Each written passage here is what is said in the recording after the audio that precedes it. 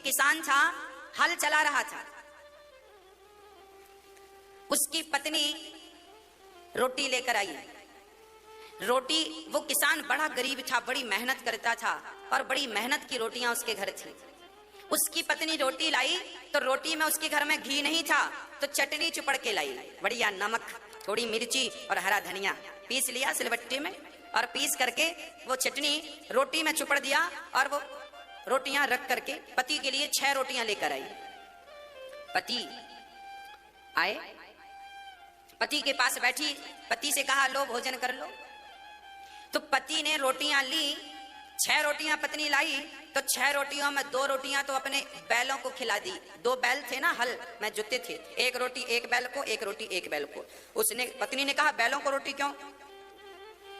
तब उस किसान ने कहा इन बैलों के कारण ही तो हमें रोटियां मिल रही हैं। ये जुताई ना करें तो हमें रोटियां कैसे मिलेंगी? तो जिनकी खा रहे हो उन्हें एक तो खिलाओ। तो उसे खिला दिया।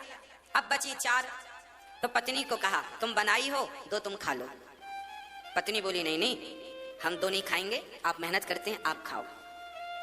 नहीं नहीं, आप खाओ, 2 तुमने बनाया है, हम तो किसान हैं, हम तो गेहूं ले जाके रख देते हैं, पिसवाना साफ करना, आपने रोटी बनाई, 2 आप खाओ, 2 हम खाते हैं। किसान बड़े प्रेम से रोटी रखा और बस खाने वाले थे कि तभी एक महात्मा जी आ गए। महात्मा जी को देखकर किसान ने, महात्मा जी आइए आइए, अपना वहां आसन बिछा दिया और महात्मा जी से कहा महात्मा जी हमारी ये रोटियां आप पाइए, आपको भूख लगी होगी, भोजन का समय है, आप अकस्मात आए हैं, प्रसाद पाइए। महात्मा जी बोले जरूर पाएंगे। तो पत्नी ने 1 रोटी अपनी और किसान ने 1 रोटी अपनी, 2 रोटी महात्मा जी को प्रदान की। महात्मा जी रोटी खाने वाले थे कि एक बहुत बड़ा व्यक्ति, पैसे वाला बड़ा आदमी, बढ़िया 56 भोग लेकर के महात्मा जी के पास आया। वो महात्मा जी बड़े ऊंचे महात्मा थे, चेला उनके पीछे चलते थे। एक बहुत बड़ा आदमी 56 भोग लेकर आया और बोला गुरुजी आप ये क्या खा रहे हैं? ये इसमें नमक लगा है, घी भी नहीं लगा, ये रोटियां फेंक दीजिए। ये रोटियां नहीं, हम आपके लिए देखो कचौरी लेकर आए हैं, रसगुल्ले लेकर आए हैं, रबड़ी लेकर आए हैं, आपके लिए हम पराठे लेकर आए हैं, ये 56 भोग पाइए, 56 प्रकार का आइटम है। महात्मा जी ने कहा बेटा मैं ये रोटी नहीं फेंक सकता, ये रोटी मुझे बहुत अच्छी लगती है। तो सेठ ने कहा आपको हमारा ये 56 भोग अच्छा नहीं लगता? महात्मा जी ने कहा देख तू भी अच्छा है, ये भी अच्छा है, पर तुम दोनों के ये जो अन्न में ना बड़ा अंतर है। ये किसान की रोटियां मैं खाऊंगा ना तो मुझे बड़ी शांति मिलेगी, और तुम्हारा अन्न खाऊंगा तो मेरा मन अशांत हो जाएगा। वो बड़ा आदमी नाराज हो गया, बोले आप हमारा अपमान कर रहे हैं। संत जी बोले कोई बात नहीं।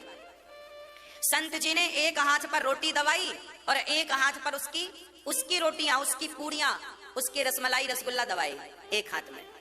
और वो बड़े उच्च कोटि के महात्मा थे, उन्होंने दोनों को निचोड़ दिया, दबा दिया।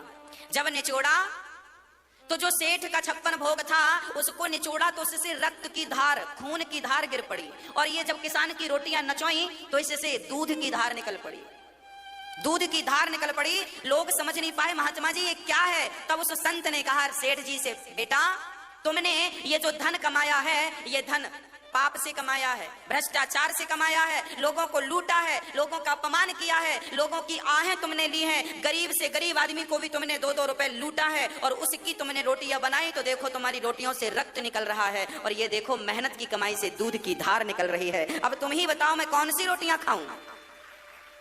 याद रखना भक्तों, दिखने को तो 56 भोग होते हैं, पर मेहनत की वो 1 रोटी जो मेहनत से कमाते हैं ना हम लोग, वो 1 रोटी मन को शांत करने वाली है, जबकि वो 56 भोग भी काम के नहीं है। इसलिए भगवान ने दुर्योधन के 56 भोग त्याग दिए और विदुरानी के घर पहुंचकर छिलकों का भोग लगाते हैं। न जाने कौन से गुण पर दयानिधि रीझ जाते हैं। भगवान विदुरानी के घर गए और वहां विदुरानी ने छिलके तोड़कर लाई, केले तोड़कर लाई, और केला छीलती जाती हैं, फल फेंकती जाती हैं और छिलका भगवान को देती जाती हैं। भगवान भाव से छिलकों का भोग लगाते जाते हैं।